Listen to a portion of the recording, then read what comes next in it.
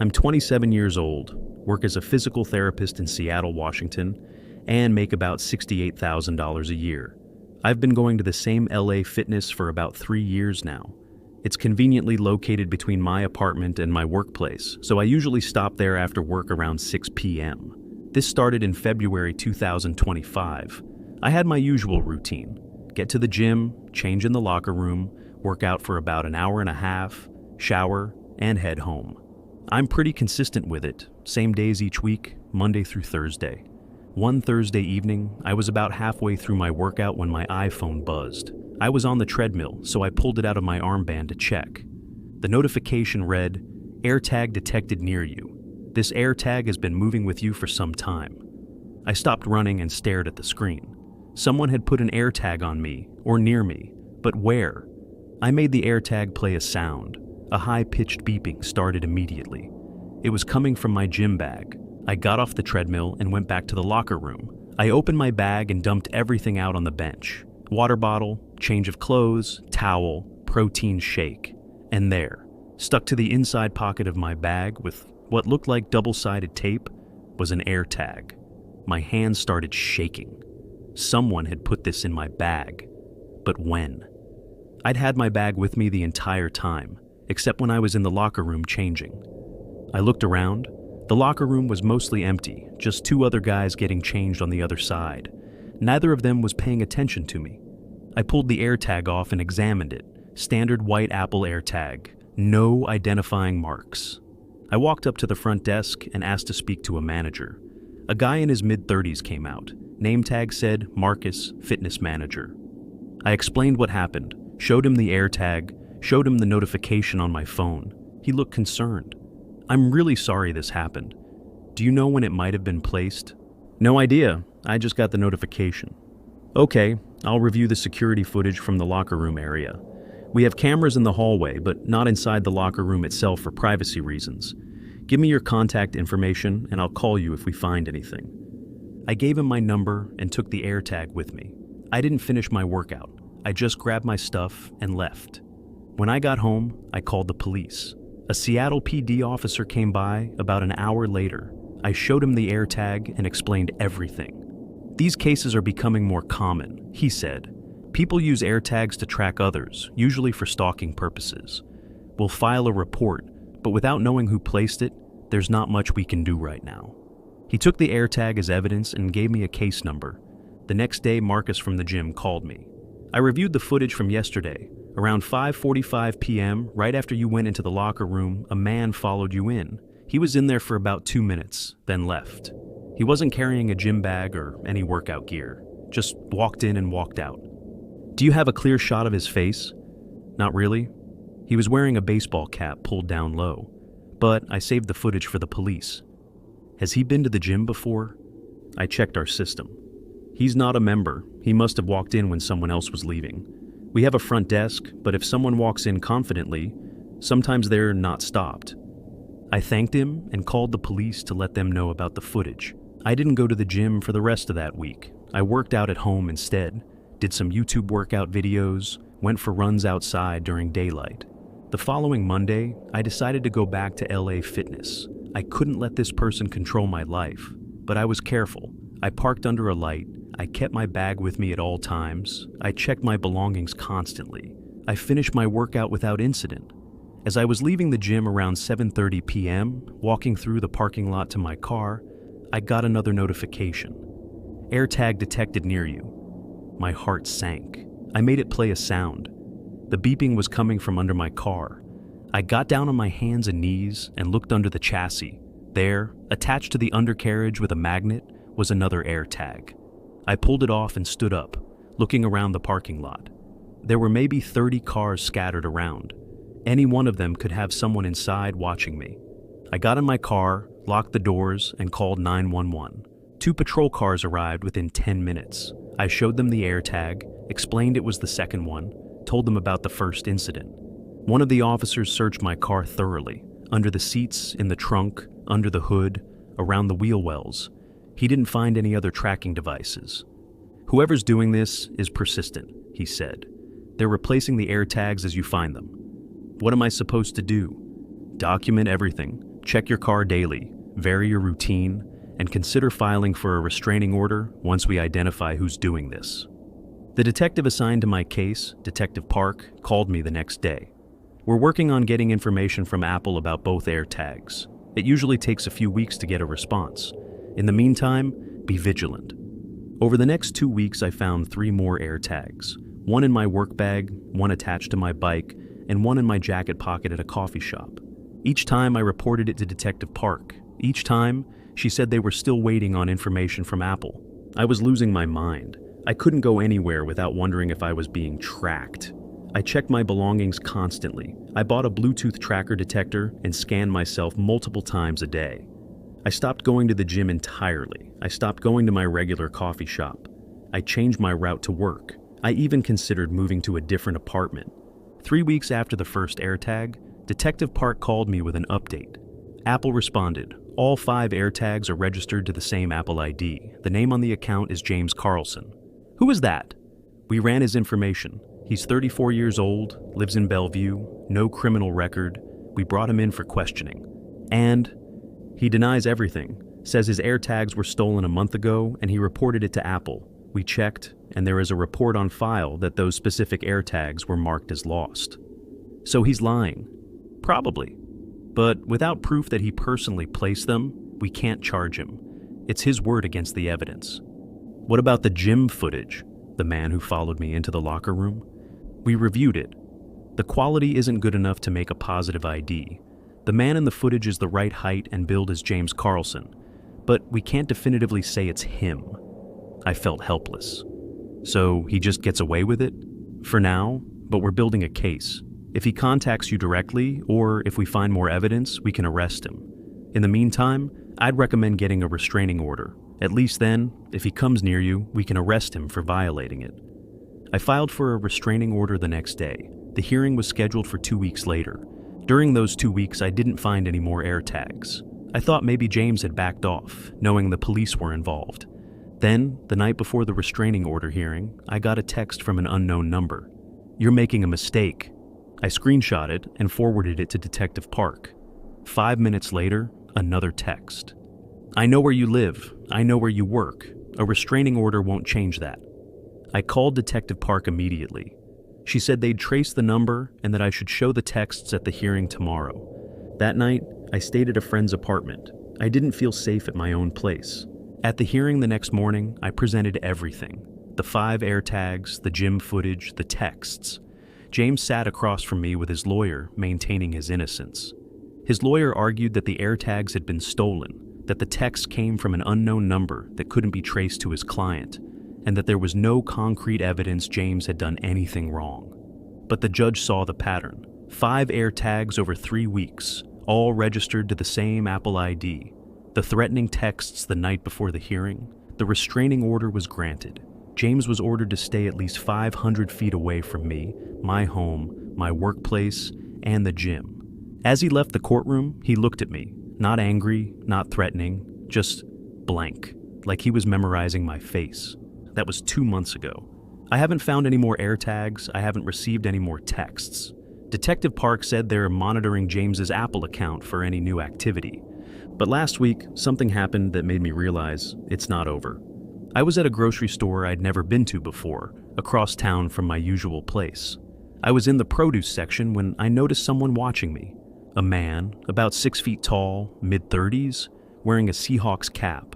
He was standing near the bakery section, phone in hand, looking in my direction. Our eyes met for a second. He smiled slightly, then turned and walked away. I finished my shopping quickly and left. As I was loading groceries into my car, I checked underneath the chassis. There was an AirTag, attached with a magnet, same as before. But this time, when I pulled it up, I noticed something. Written on the white surface in black permanent marker were 2 words, "Still watching." I called Detective Park. She said they'd look into it, but without catching James in the act, there wasn't much they could do. The restraining order prohibited him from being near me, but if he hired someone else to place the AirTags, that was harder to prove. I don't go anywhere alone anymore. I have friends or family with me constantly. I've installed cameras at my apartment.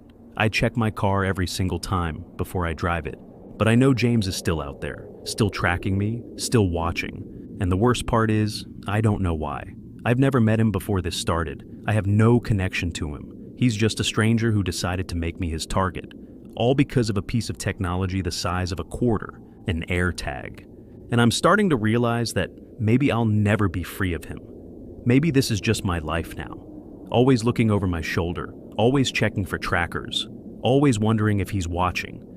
Because the restraining order means nothing if he's determined enough. And based on everything that's happened, he's very, very determined. I'm 24 years old, work as a kindergarten teacher in Charlotte, North Carolina, and make about $44,000 a year. I live alone in a small apartment about 15 minutes from the elementary school where I teach. Most weekends I like to go shopping at South Park Mall, just to browse and get out of my apartment. This happened in January 2025. It was a Saturday afternoon, around 2 p.m.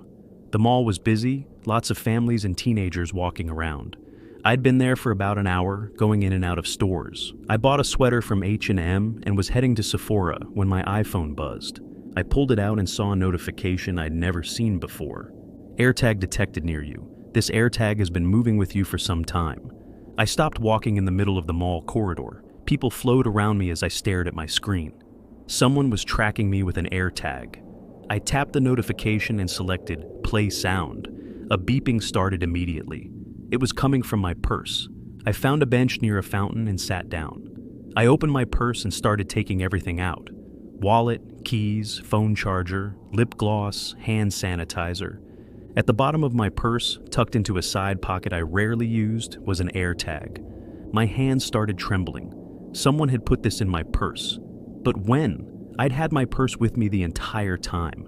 I hadn't set it down anywhere. Or had I? I tried to remember. I'd gotten coffee at Starbucks when I first arrived.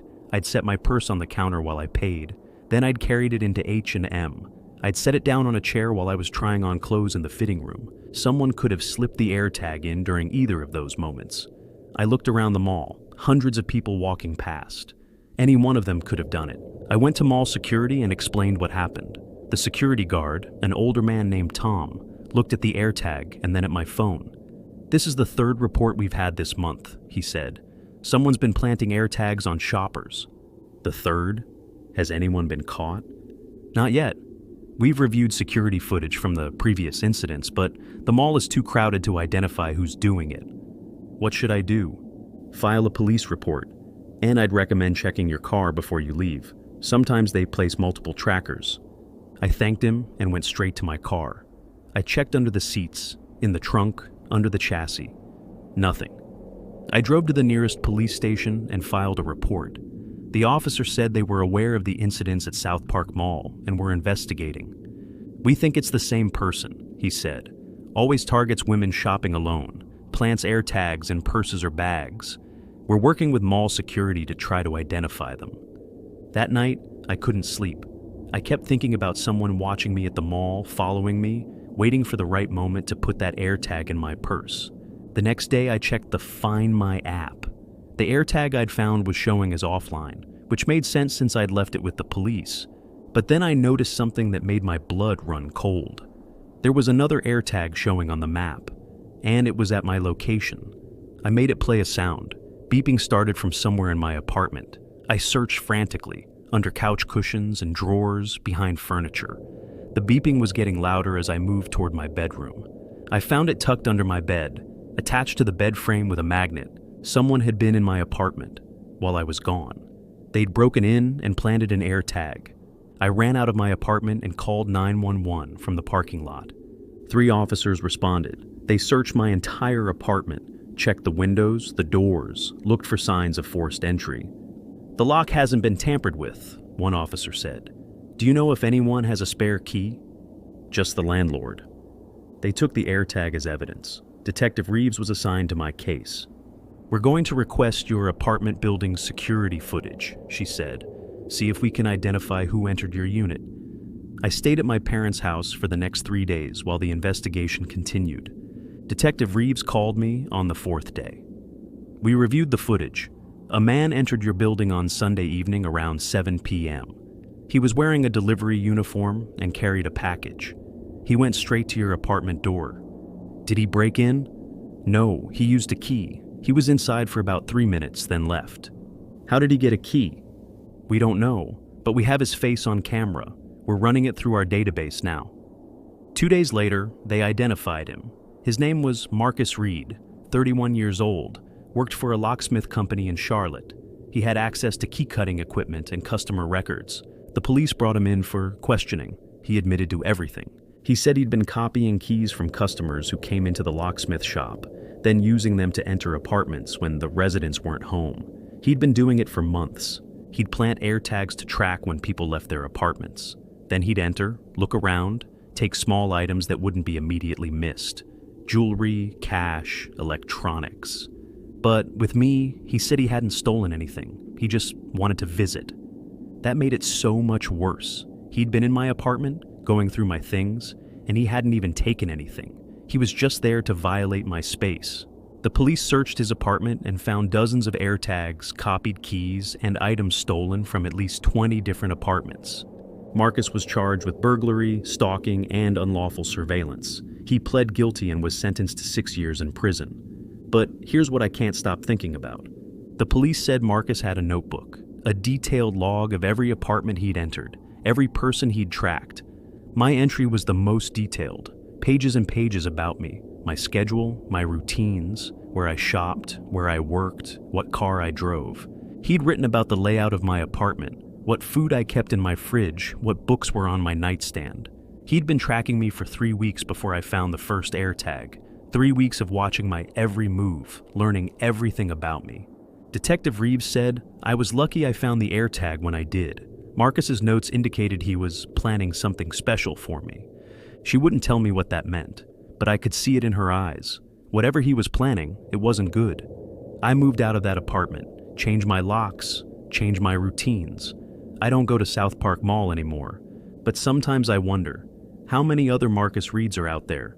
How many locksmiths or maintenance workers or delivery drivers have access to our homes and are using that access to track us, watch us, violate us? How many Airtags are hidden in our homes right now, tracking us without our knowledge? It's been 4 months since Marcus was arrested. I check my apartment daily for tracking devices. I bought a signal detector that scans for Bluetooth devices. But I'll never feel completely safe again. Because I know how easy it was for him, how simple it is to copy a key, plant a tracker, and invade someone's life, all with a piece of technology that costs $29.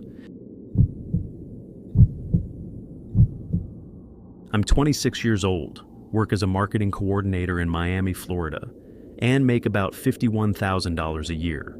I've been single for about 8 months, and like most people my age, I've been using dating apps, mostly Hinge and Bumble, occasionally Tinder. In December 2024, I matched with a guy named Alex on Hinge. His profile looked good, 28 years old, worked in tech, had nice photos, seemed normal. We chatted for a few days, and he seemed funny and interesting. He asked if I wanted to meet for coffee. I said yes. We agreed to meet at a Starbucks in Brickell on a Saturday afternoon, 2 p.m. Public place, daytime, safe. I got there first and grabbed a table by the window. Alex showed up right on time. He looked like his photos, which was a relief. Tall, maybe 6'1", brown hair, wearing jeans and a button-down shirt. The coffee date went well. We talked for about an hour and a half. He was charming, asked good questions, seemed genuinely interested. At the end, he asked if I wanted to get dinner sometime. I said yes. We exchanged numbers and I drove home feeling good about it. That night, around 10 p.m., I got a notification on my iPhone. Airtag detected near you. This Airtag has been moving with you for some time. I was sitting on my couch watching TV. I made the Airtag play a sound. Beeping started from my purse. I dumped out my purse on the coffee table, and there it was, an Airtag tucked into the inner pocket. My stomach dropped. Alex, he must have put it there during our coffee date. But when? I tried to remember. I'd set my purse on the empty chair next to me when we sat down. Alex had offered to get my coffee refill at one point. I'd stayed at the table. He could have slipped it in then. I texted him immediately. Did you put an Airtag in my purse? 3 dots appeared, then disappeared, then appeared again. Finally, a response. What? Number. Why would I do that? I just found one in my purse. It's been tracking me since our date. That's crazy. It wasn't me. Who else would have access to my purse? I don't know. Maybe someone at the coffee shop? I didn't believe him. The timing was too perfect. I blocked his number and deleted his contact. Then I called the police. A Miami PD officer came to my apartment and took a report. I showed him the Airtag, explained about the date, gave him Alex's information from Hinge. These dating app cases are becoming more common, the officer said. Guys use first dates to plant trackers on women. Then they use the tracking to show up at places the woman goes, make it seem like a coincidence. Can you arrest him? We'll bring him in for questioning. But unless he admits to it, it's hard to prove. He could claim someone else did it, or that you're mistaken. The officer took the Airtag as evidence. Detective Harris was assigned to my case. She called me the next day. We spoke with Alex Torres. He denies placing the Airtag, says you must have picked it up somewhere else and are trying to frame him. That's ridiculous. It showed up right after our date. I believe you. But without proof, we can't charge him. I'd recommend blocking him on all platforms and being careful about where you go for the next few weeks.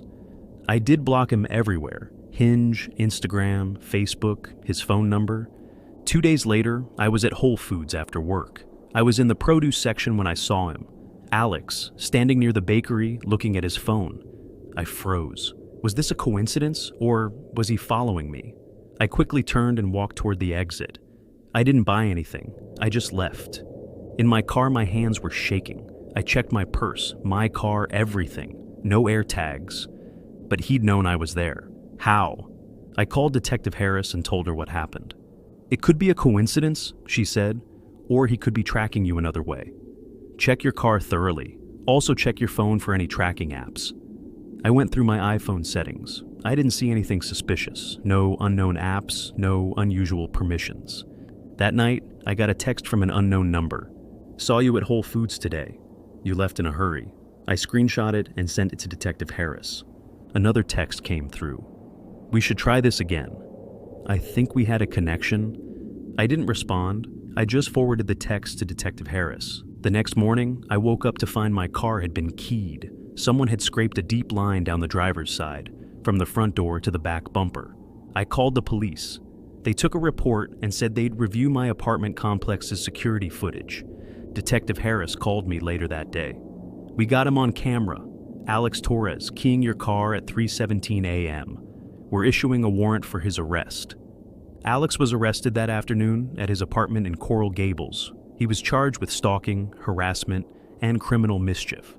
During the search of his apartment, police found something disturbing: a laptop with a spreadsheet, names, dates, locations.